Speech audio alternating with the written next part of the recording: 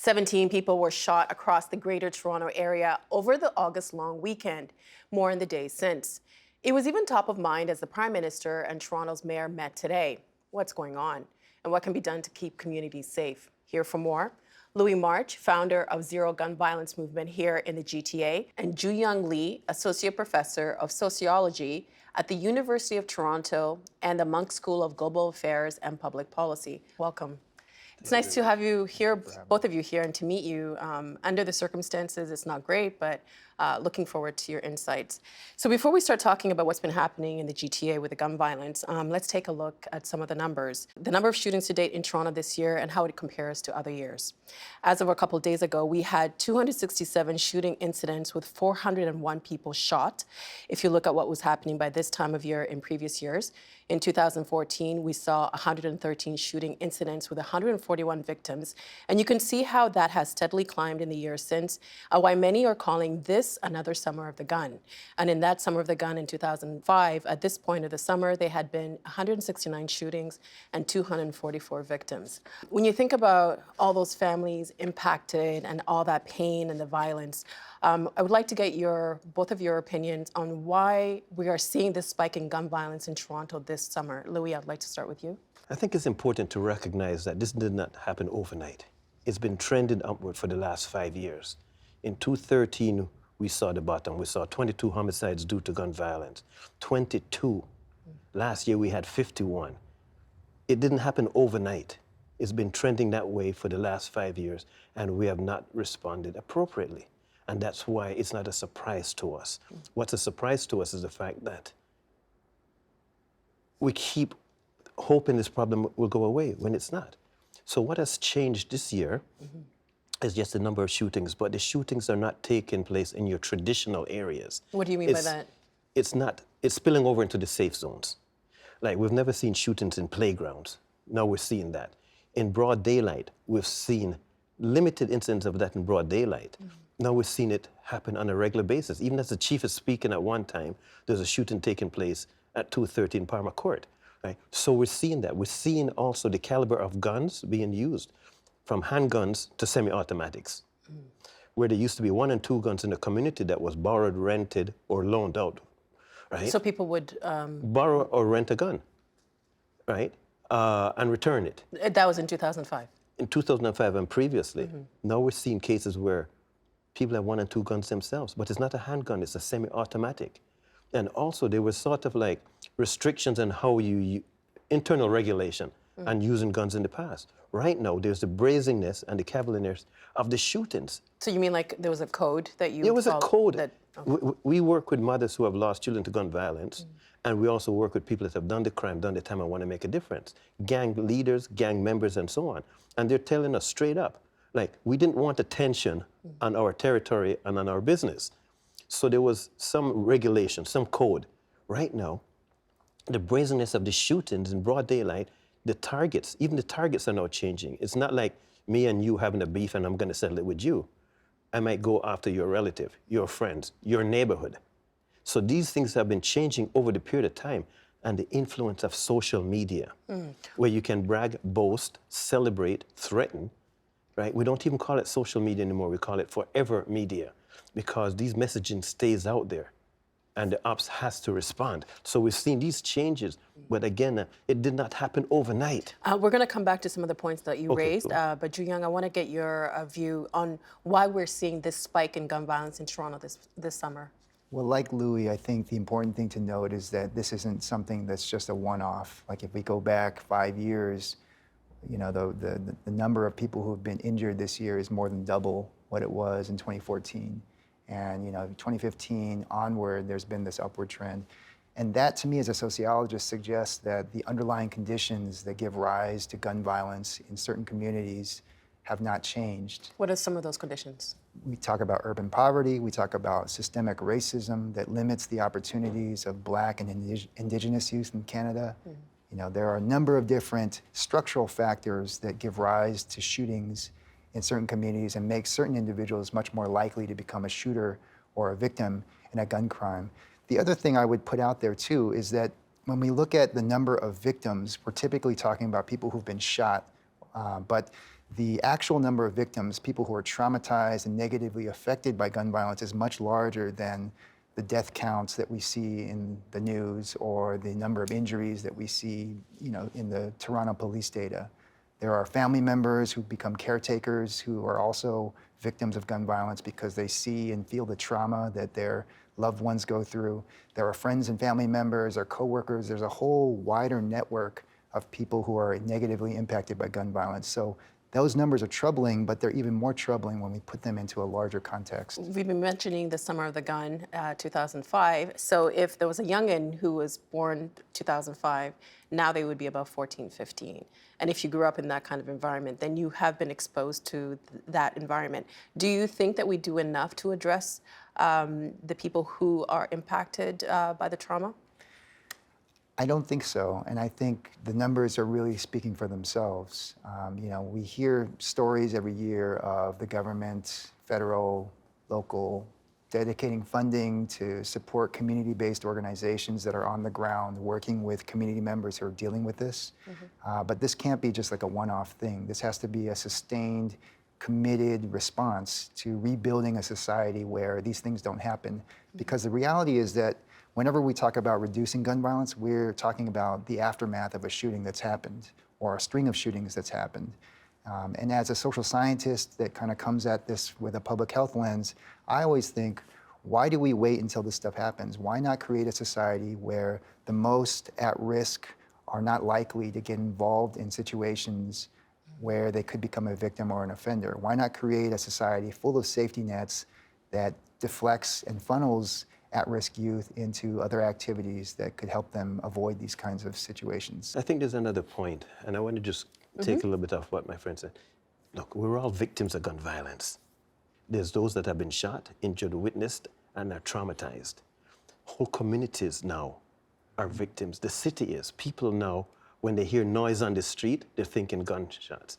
They didn't used to think that 5 years ago. So we're all in there's a fear and despair in the city that is growing as the violence increases, and we do not respond to it. So we all, in some way, shape, or form, whether we like it or not, are now victims of gun violence. And I think we have to look at it from that perspective to realize that there's a sense of urgency about dealing with this. I hear a lot of emotion in your voice, and I know you work on the ground with families that have been impacted by this. What's your biggest frustration when we talk about gun violence? Nobody is born with a gun in their hand. Nobody is born saying that they want to be a gang leader, a drug dealer, or whatever. There's a sequence of events, right, that take place. What bothers me the most is that for the 51 people that lost their lives to gun violence last year, how many could have been prevented if we had focused our efforts up front instead of at the back end? And we're not doing enough at the upfront. We know that there's a difference between living in Rosedale and living in Rexdale. What is going on in Rosedale where violence is not your normal day-to-day activity, but you live in Rexdale, you better be concerned. So we know the characteristics. We know what it takes. Why aren't we doing much better at closing that gap and making sure that what's working in Rosedale, that we transfer them over to Rexdale? And it means early intervention, it means massive interventions, and there's no political leader that has that on their agenda in terms of doing this. This is the thing that concerns me. Where do we know where the guns are coming from, Joo? The short answer is no. For many years, what we've relied upon is data by local police departments that submit seized guns to traces in collaboration with the ATF. And historically, those traces have come back and they found that the majority of the firearms used in crimes are coming from the US. On the other hand, we also have in recent years other police departments that have submitted traces, and they are reporting, at least publicly, that a higher proportion are now coming from Canada. But the short answer of it all is that we don't really know. We don't have a very robust, systematic database of crime guns in Canada, and that's a real problem because any discussion about policies around controlling firearms and the flow of illicit firearms has to identify where they're coming from. So we have these sort of partial pictures in place and no real nationwide systematic database to really track it. The data that we're hearing is inconsistent and incomplete at best. We don't have a national database that is accurate. And even when they feed information out, the information is not true. Like we've heard the chief of police say that it was 50-50 domestic versus coming from across the border. The RCMP are saying something's wrong with that, right? Because the 50-50 that he speaks about is the 50-50 that they can recognize and trace.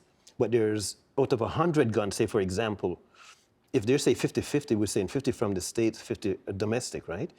But it's only of the 50 that they can identify. The other 50, the numbers, the tracking me is gone, right? But recently the chief has said 80-20, 80% from the States, 20% domestic. The numbers keep changing. And in order to confront the problem, I think you would need the data to figure out So what we it is can, that you're looking so we at. can tell how many was stopped at the border Well, or how many was found at crime scenes, but we can't tell how many got through. Who's responsible for these shootings? Because we've heard gangs mentioned a couple times through the media. Jooyoung? I mean, that's what Stats Canada suggests, and I have some issues with the ways that those kind of classifications happen. Why do you have issues? A lot of times, the gang moniker, that label, is a convenient way of trying to explain very complex social situations that lead to violence. And it's often used as a quick hand for describing gun violence within Black and Indigenous communities. It's sort of a quick hand way of describing that. A lot of time, the police data, for one, doesn't parse through the nuance of a person who's really involved in the streets versus somebody who's an affiliate who may have grown up with people who are in a gang, who may be friendly with a gang but not an active member. There's a kind of broad brush that we use to describe communities of color as involved in gang violence. And what happens when we do that is that we end up with these kinds of stereotypes about if you got shot, you must have been in a gang, you must have been drug dealing, you must have been doing something illicit. But if you talk to people who are getting shot in these communities, you find that a lot of them are just simply in the wrong place at the wrong time. So who's shooting them then, if it's not gangs? So what's happening is there's an ego boost from saying I was part of a gang. So people say they're part of a gang, but it's a loose affiliation. So they're lying, or? They're not lying, but they interpret it as being a part of a gang. And also the police have this tendency to stereotype and so on, so they can identify what's going on. If we speak to gang people, they're saying that gangs are about structure, it's about roles, right? What's happening right now is loose affiliations, a friend of a friend, people coming together to protect territory. Because the access to guns is there, having a gun now is not about showing and telling to get the ego boost, you have to use it. You have to use it. So they will use it to defend their territory, for the ego boost, right? They will use it for retaliation, right? So it's not gangs per se. Putting it in a box is disingenuous. So you're saying it's not necessarily a choice, that it's something that some of these kids find that they have to do? They have to, and the chief spoke about that recently. It starts off having a gun to protect myself. Because when you live in certain communities, sometimes you have to carry to protect. But then it escalates into other things over a period of time. The chief is on the ball because he mentioned that. So he's aware. But if we don't discuss the problem in its thoroughness, we will never come up with a solution. And at least I've seen the chief now sort of identifying the issues that my friend here is speaking about. That's part of the issue. Yeah, the Toronto's police chief, Mark Saunders, has himself said, we are not going to arrest our way out of this. In your view, what isn't being done that should be done to curb gun violence, Jooyoung?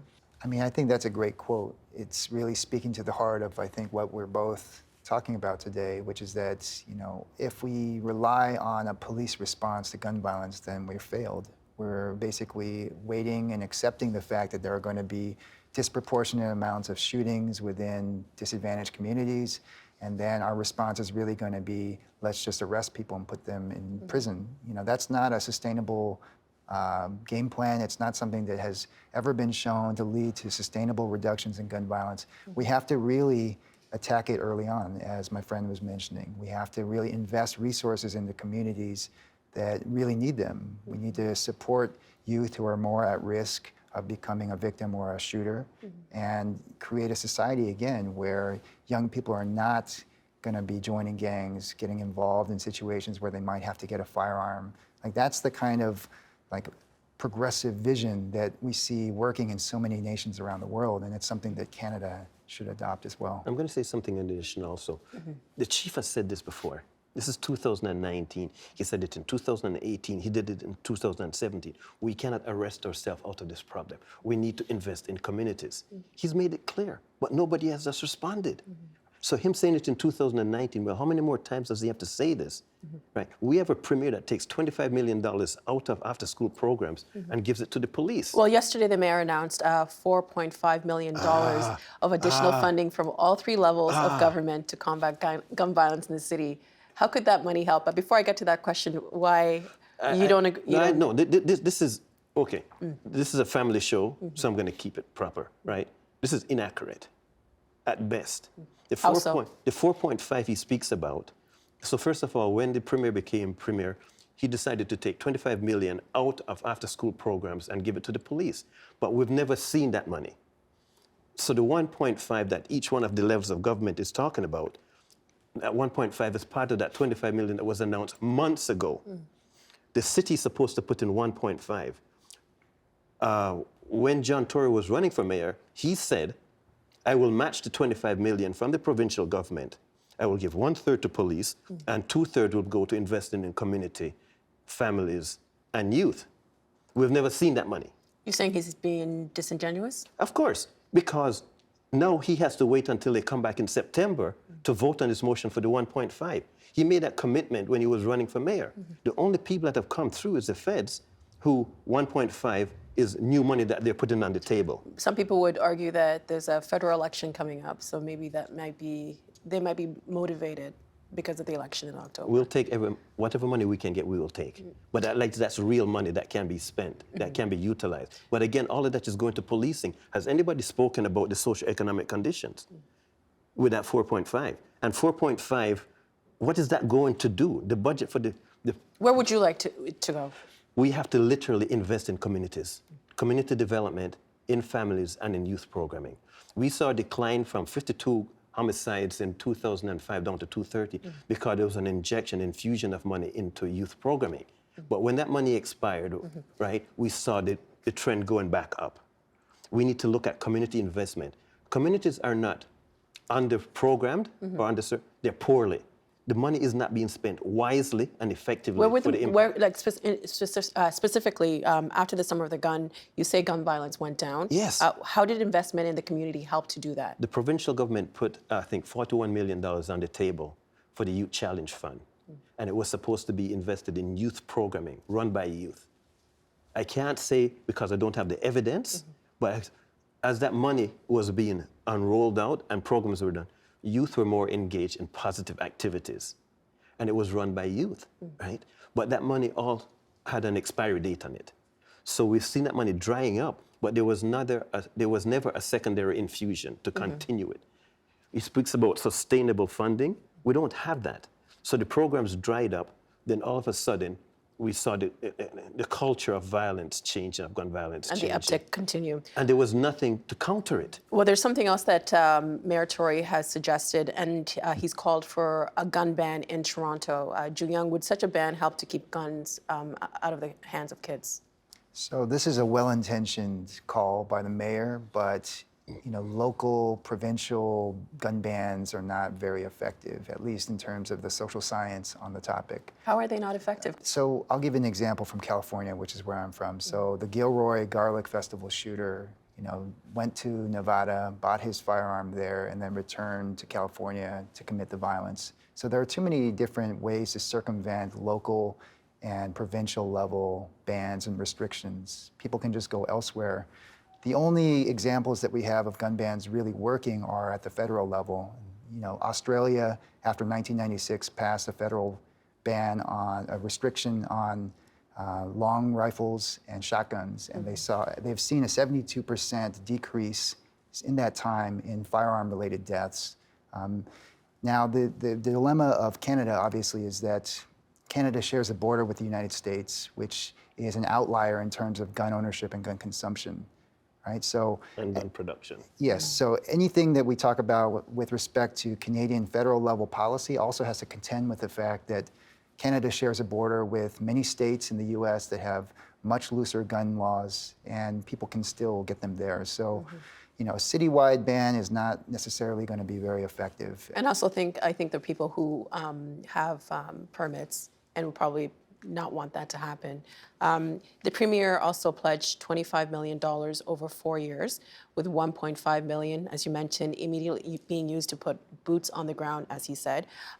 Does increased police staff, especially in communities that are seeing more gun violence, make a difference? In the short term, sometimes, but again, this is not a long-term winning strategy. And the biggest problem of this strategy is that one thing that ends up happening when you just throw money into law enforcement, into communities that are at risk, you see, a breakdown in the communication between community members and the police. And this is already a strained relationship in many communities across Toronto. And in part, that's why it's very difficult for the police to investigate shootings that happen in the first place, because people feel as if they're being monitored and surveilled and harassed in these communities, and they're less likely to talk to police when shootings occur. So just saying we're going to put more boots on the ground is not necessarily a strategy that would work either over the long haul. And it can't work in isolation. You cannot talk about banning guns if you're not going to be talking about banning poverty and those socioeconomic conditions. They go hand in hand, right? There's a demand for guns because people live in neighborhoods that are violent. However, there is poverty, there is violence. So when you live in those conditions, you have to defend yourself. There's a demand for guns. The guns will come across the border. So when we speak to the people involved in gangs and stuff, they're telling us that banning guns is not going to stop us from getting access to our guns, right?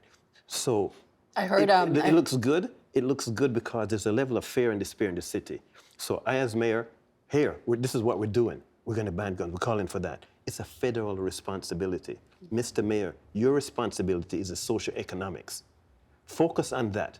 The feds will come through in terms of restricting it. I know there's an election year, right? So that will play out. Right? There will be a robust program, policy, legislation about making it more difficult to get access to guns. But Mr. Mayor, banning handguns is whistling in the wind. Focus on the social economics and community development and investment, as you previously said you would. Just to jump off what you were saying about the socioeconomics conditions, I heard an interview recently where a young person said that in the city of Toronto, the youth feel like they are at the bottom of the barrel. If a young person feels like that from a community that's experiencing gun violence, what role does that play in the bigger picture? It plays a significant role, Em. It plays a significant role. Some of the communities in the city of Toronto in 2019 are under siege. That means as soon as the sun sets, people are afraid or reluctant to go out because they fear something's going to happen, right? This is Toronto 2019. When a young person sees that level of violence, it's going to become part of their lifestyle. Right? We talk about making choices, making good choices and bad choices. If your choices are limited and your family, right, becomes the gangs will talk about their recruitment strategy. I'm saying, what? Oh yeah, we know who to identify. We know who's struggling. We know how to give them a little smalls here and then increase it and then give them more work to do, right? The gang people they have a strategy. What is our strategy to keep them out of the gangs? What are the alternatives that we're providing? Right? So when you grow up in that lifestyle where someone will say, I fear living more than I fear dying, which is a real quote, I fear living, and you can imagine what their reality looks like? Well, in 2017, The Economist magazine named Toronto as the fourth safest major city in the world. But people living in some communities haven't felt safe or feel safe in Toronto, as you've pointed out. We need to qualify. Whenever you make that statement, please qualify. Well, it depends on where you live. Well, this is my question. How does the city then start to address what's happening now while also reestablishing trust with those communities that have felt ignored or feel ignored? Jooyoung? If we want to really eradicate this problem, if we really want to reduce gun violence for the long haul, then we have to have a progressive vision of what this society would look like.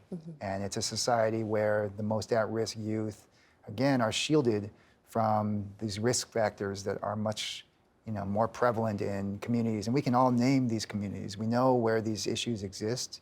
And these stats that are put out by The Economist gloss over, as my friend is mentioning, variation between neighborhoods. So just because you have a citywide homicide rate that ranks pretty well compared to other North American cities, you have neighborhoods of despair and problems that exist here that are much greater than other places. So the vision really has to be long-term. It has to really attack the root causes, again, poverty, systemic racism. All of these different safety nets have to be in place, and then you can help shield young people from going down that path. It has to be a long-term investment, right? Like, we're going to build a subway system. We know it's going to take 10 years, right? But we made that commitment because we know at the end of the day it's going to make a huge difference, right? We need to make a long-term investment in our community development, right? This is not a 4-year election cycle opportunity, right? This has to be a long-term investment where we start today knowing that we're not going to see the results. There are things that we can do immediately, of course, right? But we have to make that long-term investment in terms of these communities where we know violence is likely to take place. We want to transform those communities so the Rexdale can look like Rosedale and the Rosedale can look like Rexdale. And we've run out of time, but I really appreciate you both being here and helping us trying to understand this. I know it's affected a lot of people in and around the city. Thank you for your time. Thank you very much for having us.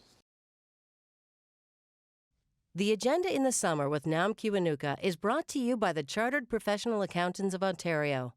CPA Ontario is a regulator, an educator, a thought leader, and an advocate. We protect the public. We advance our profession. We guide our CPAs. We are CPA Ontario. And by viewers like you. Thank you.